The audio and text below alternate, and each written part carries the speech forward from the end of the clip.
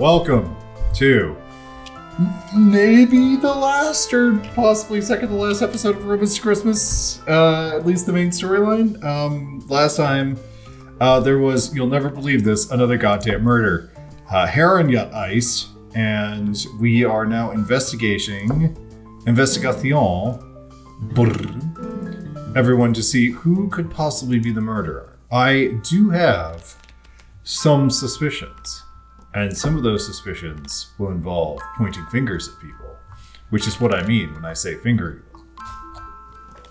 Remember, our current living group is Roman Czar and Anzox Elegant, Thrivey, and Solar. Everybody else has been offed through various means that we've been able to solve or at least get revenge for. Heron is our latest dead one. He was poisoned and beaten to death, which is a real rough way to go. I'm starting to do new things, so please forgive me if this is a little intrusive. Drop me a comment if you think it is. But if you think you're going to enjoy this, please do remember to subscribe, follow, and drop a like on this video so I know you're enjoying it. But we're going to get started now with the rest of the trial. Can you be 100% sure that Heron died from poisoning? Because right now it seems like the real cause is being other poison. Yeah, well, we didn't do enough with this set, so we need to get him with some more poison. What else we got? Knock on the head, or a ghost did it. Well, I want to blame the ghost, but I don't think that's correct. Wasn't poisoning at all. It's more likely Heron died from the blunt injury to the back of his head. Fucking nice. Blunt injury. I shouldn't joke. A man is dead. So it wasn't poison. Then the autopsy must have been mistaken. And you had the nerve to suspect me. Does our bond as roommates mean nothing to you, Thrivey? What the fuck is this? College? Leave me the fuck alone. Wait, please. I didn't mean any of this. I want to just fight. Fine by me, damn. I may have made a mistake in the autopsy report. However, the how of Heron's death doesn't make a difference in this case. And the time of Heron's death hasn't changed either. In brief, I believe that Heron was killed by Vincel's ghost. What the fuck are you fucking talking about, dude? We get something smells fishy. What the hell are you talking about with a ghost? Why would you believe the cause of death doesn't affect the final result? Because no matter how it's super a ghost, guy. What the fuck are you... What do you mean? 8 hours ago, an hour before Czar went upstairs. Ghost. I think that's the truth this whole time. Is it? Are you trying to fucking cover for somebody? What the hell? Then what's the real cause of Heron's death? The blunt injury to the back of his head caused by ghosts. Then why did you get it wrong? Because I'd forgotten that it could also cause respiratory arrest. I'm sorry about the... Boy, if you don't fucking stop. Okay, you've been a real fucking great help so far. All right, thanks, Chief. Cool. Why don't you go fucking sit down over here? Please reorganize your testimony into a coherent fucking narrative and add in what you mentioned. Okay. Please testify again. The true cause of Heron's death is the blunt injury to the back of his head that caused him to stop breathing. You know, where the lungs are, the back of the head. However, the how of Heron's death doesn't make a difference in this case. The time of death is 8 hours ago. I'm sure of it. In brief, I believe that Heron was killed by Vincel's ghost. Thrivey, I know that's a bunch of fucking bullshit that you fucking just fucking dropped on my fucking table like a fucking asshole. I know you don't believe that one of us is the murderer, and you want to cover up for him. But you have to try harder to trick me. What you fucking trying to fucking say, man? Pretty sure falsifying an autopsy and lying during testimony violates your professional ethics. Also, what the hell? We've been working together for 4 fucking days now. Meh. I think you know who the murderer is. Why not just tell me? Meh. I lied in my testimony because I don't want to see anyone else die. It was just a slip of the tongue when I said the cause of death doesn't matter. The time of death is 8 hours ago, that's for sure. I didn't expect anyone here to have belladonna juice of all the blasted luck. Hey! Now what the fuck are you fucking dropping on my fucking desk? Sorry. Of course people would think it's mine because you already said so. I wouldn't believe it at first as well. I'm sorry. But I really didn't fucking kill him. Wait, I believe something is fucking wrong. Like what? What would Anzox do if he really was the murderer? Kill everyone.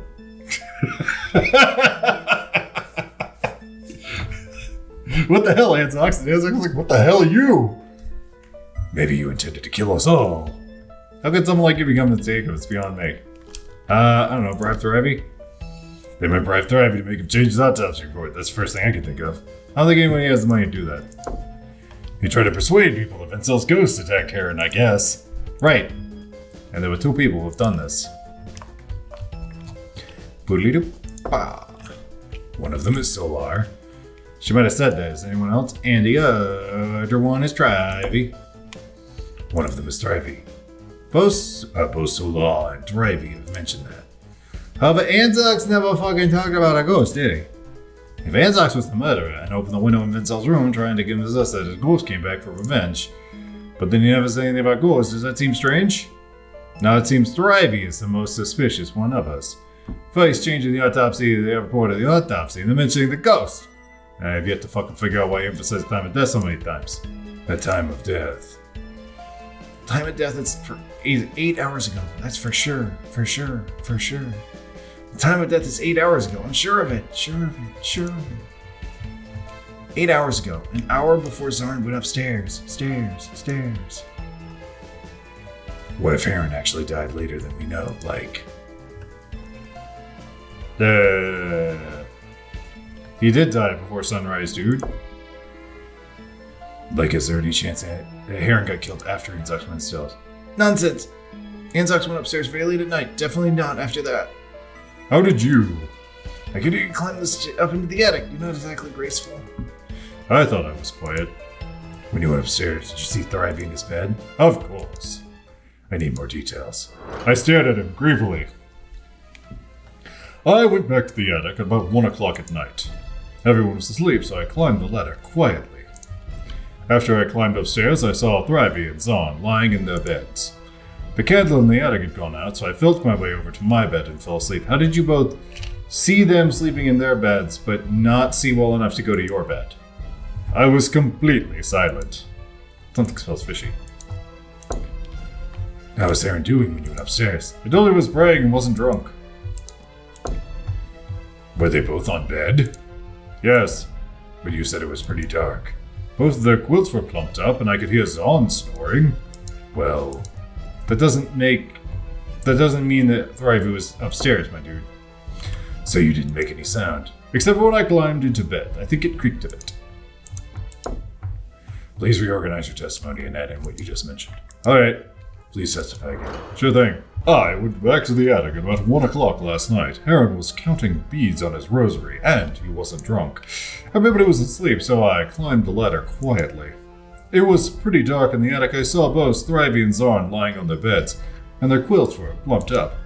I was sneaky the whole time, trying not to disturb anyone, except for a creak when I climbed onto the bed. Wait, that's it? Oh, poor Anzox. What? I got it. What you saw wasn't Thrivey sleeping, but... It's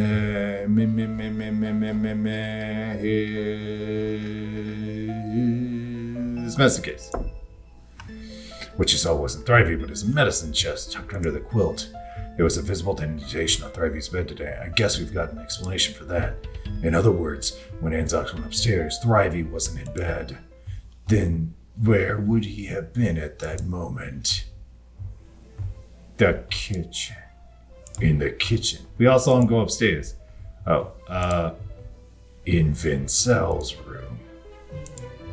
Thrivey was in Vincel's room when Anzox went upstairs last night. He waited until Anzox went upstairs, then went downstairs to kill Heron. It isn't like that. What the fuck? Aha! It looks like my original theory that it was Zarn, Thrivey, and Solar working together is slowly coming to fruition. I've checked every door lock before I went to sleep, even the rooms that were empty.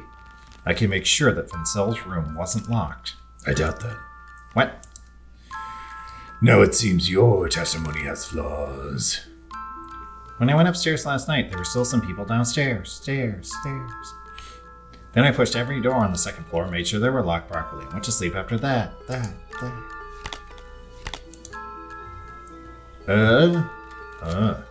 Yes. You pushed the doors. You didn't check the locks. The problem is, did you really check that properly? What do you mean? When you said you checked all the locks, what you really did was push each door and turn the doorknob, right? I didn't think there'd be anything wrong with that. The door doesn't move when you push it, it doesn't open when you turn the knob, then it's a locked door. Isn't that obvious? Let me take it this way. You didn't use the key to check if they were locked, right? True, but it didn't seem necessary. I think the murderer could easily muddle through this level of security check. Hold the doorknob. Simple enough that the murderer held the doorknob from inside. All the murderer had to do was hold the doorknob, then nobody would know if the door was locked or not. That way the murderer could hide in Benzel's room and wait until everyone was in their rooms, then go downstairs to kill Herman. Therefore we know the time of Heron's death, the truth behind Benzel's supposedly locked door, and how the murderer killed Heron after Anzox went upstairs. Time to sort things out. Oh no. The weapon which killed Heron is... God, I don't even fucking know.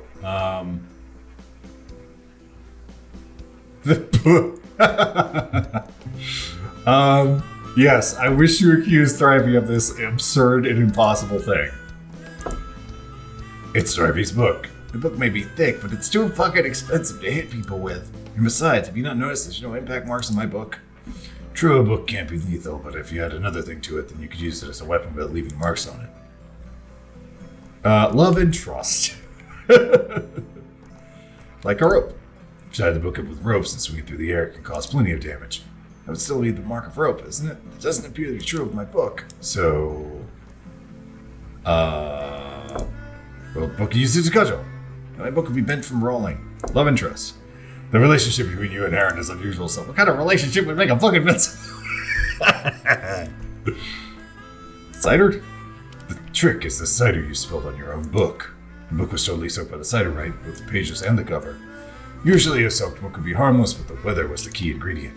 If you put the soaked book... What?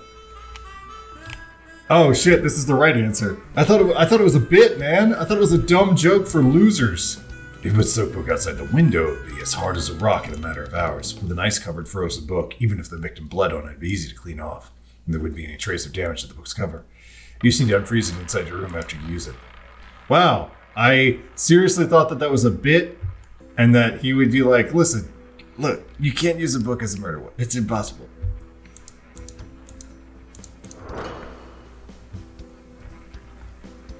Here's how things played out. Oh god, I'm always terrible at this. I know Zorn's breathing down the back of my neck, waiting to choke me. Open the door. Outside. Held the doorknob. And this.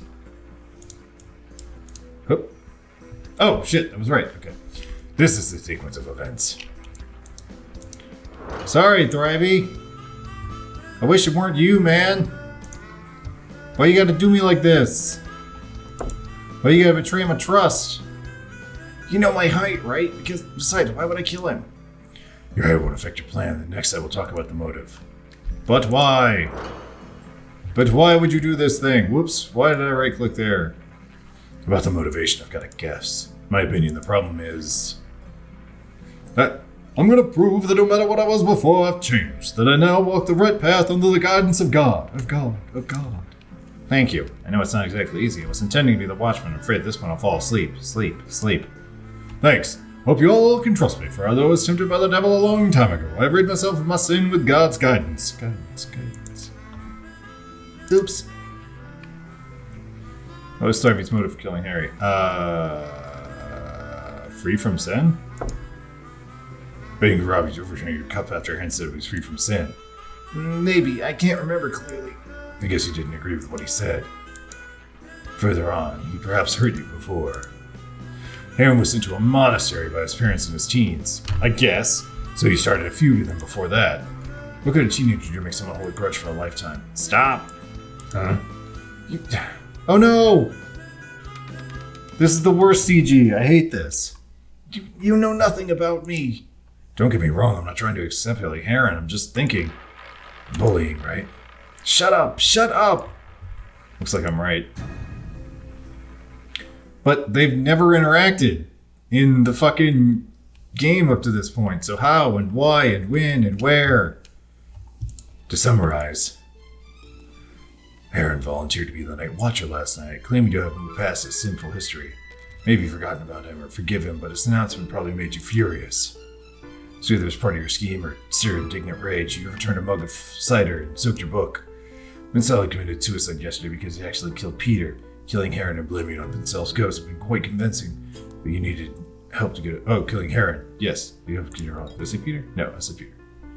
Took your book upstairs, climbed to the attic, stole the key, Vincel's room for the key holder, then opened the door, put the book outside, and waited until it was frozen. At that point, Zorn had gone upstairs, so you put the key back in place, stuffed your medicine chest under the sheets, and blew the candles out so it looked like you were asleep. Zorn, being exhausted, wouldn't think to check. After finishing your preparations, you went back to Vincel's room and waited until all of us were in our rooms. When Zorn came to check the doors, he held the door down from the inside to mislead him into thinking the door was locked.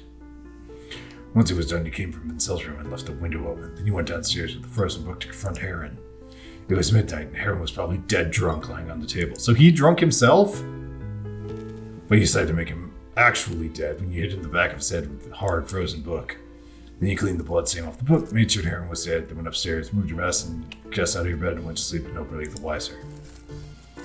Then when Zarm came to ask you for the autopsy, you suddenly remembered that Anzox drank cider with belladonna juice, and Heron's death resembled belladonna poisoning. I fucking guess. So you decided to pin the blame on Anzox. Asshole move. That should sum everything up nicely. Couldn't even have the slightest guess about what Heron did to make you hate him so much. Well, I can understand how much you want revenge. But still, first, do no harm, right? I don't want to say that, but yeah. It's fine. I've accomplished what I wanted to do.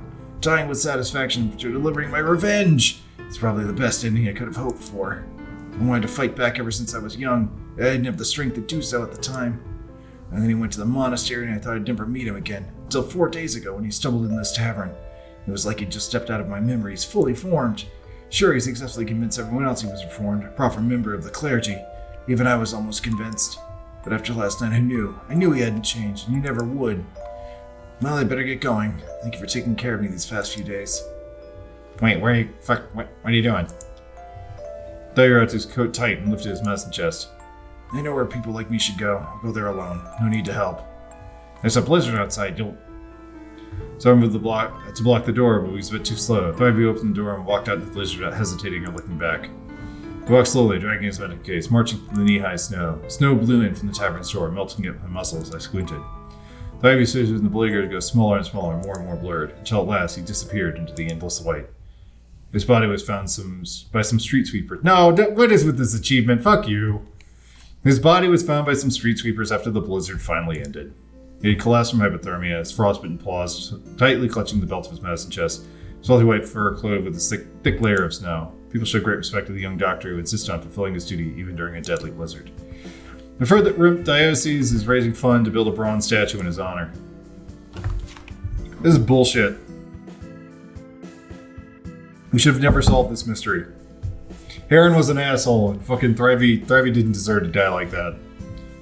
Everything changed after the snow stopped. I went to the judiciary with Zarn. It was been a few days testifying, then I went back to my office. When I climbed up the stairs to my office, I froze the door at what I saw. Not expecting any visitors, I see. How'd you find my office? I am a professional, Roman. Besides, where else would I wait for you so you could fulfill your promise? At least wait until I earn some money. I fear your money troubles are over for a while. After solving the White Star Tavern case, there'll be tons of clients ready to commission you, Detective Roman. Meanwhile, I nobly sacrificed my financial future to save you from certain... Alright, I get it. Don't worry, I'll make sure to pay you back. Then perhaps I should stay here while I wait for that payment, just to keep an eye on you, you know? Well, only if you don't mind the mess. However, the public was more interested in the 12 people in the White Star Tavern killing each other. Though if they knew the number of patrons was 13, the story would have been even more ominous. The White Star Tavern became unbelievably popular after the incident for some goddamn reason. Some came to visit the famous homicide scene or spend a night in one of those rooms. Though unwilling, Zarn still rents the rooms to those lodgers in exchange for a tripled room fee. His only request that all lodgers must leave a white flower on the nightstand before leaving the room. Anzox was asked to stay at the White Star permanently to help Zarn deal with the guests, not entering the kitchen though. His unfinished story remains unfinished, mostly because now he's busy telling the guests what happened during that Christmas. Sometimes he also tells guests about me, I assume. Some of my clients claim they came because they heard my name from the best bard in Rimph. As for Solar, on the day she'd snow shop, she bought Elegant's clothing and rushed out of the tavern. Never seen her since. Maybe she went back to Cordoba, under the range of Apollyon's law. My friends Cain, Giannis, and Peter were left on that snowy Christmas forever. I won't be able to taste Cain's carrot stew ever again, even though I never really liked it. Giannis won't clap me on the shoulder either. Sometimes think of what would happen if he told me about his sexual orientation. I'd never be his lover, of course, but I could at least listen. I never got the chance to write Peter's letter, but even if I did, I wouldn't send it to Heya. If she had seen the letter, would she shed a tear for Peter? Although I have to admit that since that incident, my detective agency has become quite famous. In so many cases, I got too busy to sleep, even with Elegant's help. But I still wish I could prevent that incident. Wait, what? Oh no! Well, I guess that's one happy ending. But still, I wish I could prevent that incident from the start. If only I could go back to that tavern, back to that Christmas Eve. Maybe, just maybe, I could have saved them. Even if that means I'll remain a nobody. Unfortunately, time can't be reversed. Time to get up.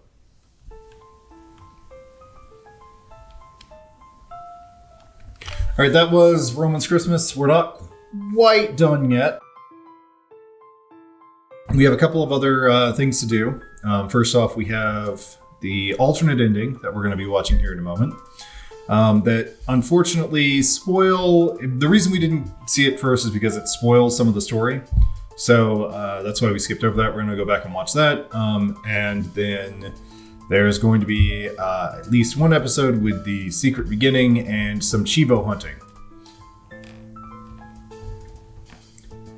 Being told to let the credits kind of play out, which I will do anyway. So ultimately, I think Roman's Christmas is pretty good. Oh, I've never seen that art before. Oh, that's Roman and Elegant. I think Roman's Christmas is pretty good. There were a couple of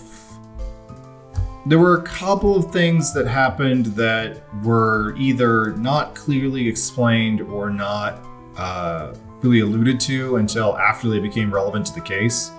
So I kind of feel like that was sort of unfair. I've been told repeatedly that I'm just blind and I didn't see the appropriate clues, but I really feel like there was some stuff, like especially at the end there, where Thrivey and Hera never really interacted with each other, but all of a sudden at the very end, Thrivey kills him because of years of bullying at the when they were training together. So there were a couple of things like that where it feels like that's a little unfair. I don't really feel like that was a thing. See, I'm being told yet again, live on stream, that yes, I missed that stuff. But if I missed it, then how am I supposed to fucking know about it? Here comes the Danganronpas. Here comes the Higarashis when they cry. The ending with a question mark. And now we have the option to restart. So we are... Yes, let's watch the alternate ending first. Let's give up searching. I understand. Thank you. But I'm so curious. About what? Why didn't you want me to investigate this? It'd piss you off if I told you. Come on. Why do you think I wanted you to investigate the first time? Do you think I care about the truth? You don't. I just wanted to calm the other lodgers down. If they knew there was a murderer hiding among us. If we did nothing, everyone would have panicked.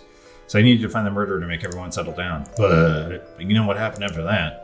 We're the only survivors now. If everyone knew yet another murder happened. So that's it.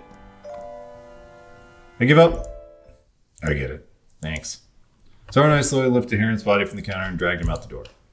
Help me clean the counter, I'll go upstairs to lock up. I'll deliver meals to his room regularly until the snow stops. After we send everyone away, we'll go to the court and explain everything. Yeah. The second day, the snow finally stopped. Zarn pushed open the snow-blocked door and we finally got to leave. I went to the judiciary with Zarn. We spent a few days testifying, then went back to my office. I climbed the stairs to manage and I froze at the door, but I saw. Not expecting any visitors. How'd you find? I am professional. At least nobody earns some money. Oh, I figure money troubles are over for what? Meanwhile, Neil is so back if I forget. I'm not a regular just a minute. Well, you don't know that. By the way, Thrivey said thanks. Okay, there's the new line. By the way, Thrivey said thanks. About what? He failed to elaborate, but I think we both know. I should be thanking him instead. The White Star Tavern became unbelievably popular after the incident. Some came to visit Hollow City. The Omelings aren't silver. The rooms of custody and triple river. So now, question, always be the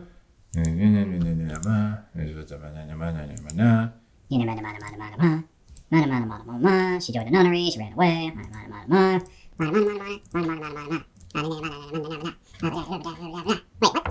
Hella lost an L in the in the two endings.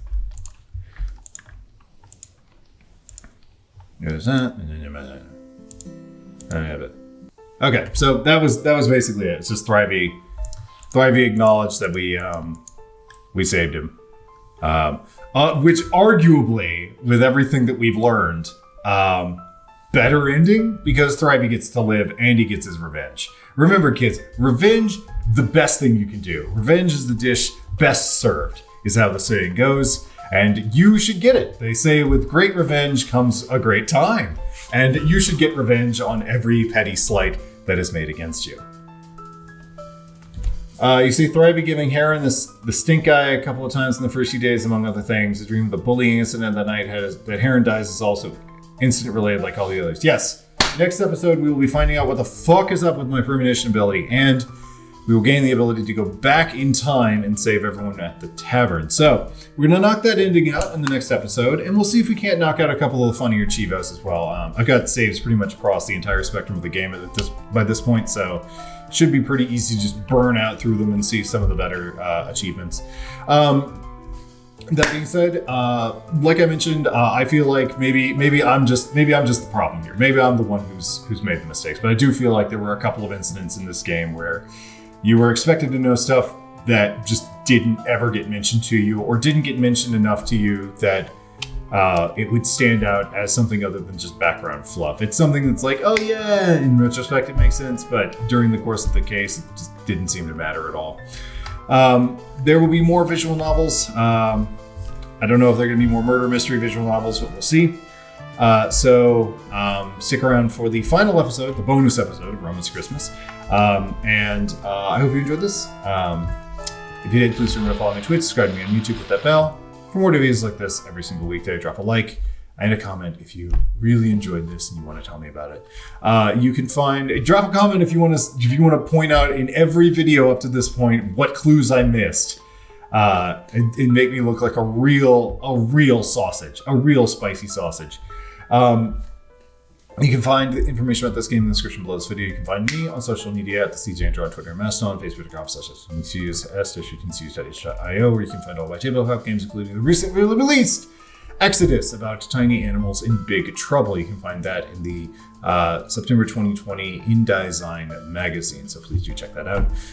And finally, you can find everything else that I make, including articles and short stories, such as the upcoming On Sanity and Paul's Cabin, at ss15studios.squarespace.com, and I will see you in the next episode.